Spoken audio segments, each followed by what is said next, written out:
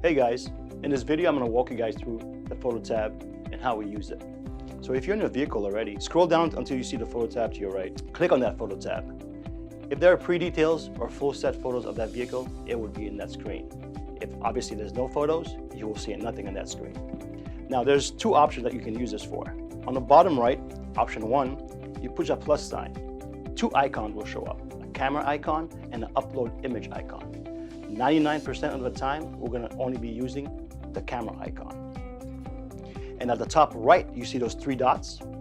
That is to delete a photo or to reorder a photo in case you mess up on the photo set. And just make sure when you're starting to take pictures that your lens is clear and you tilt the camera horizontally, not vertically, okay? So if you guys have any questions, please let me know.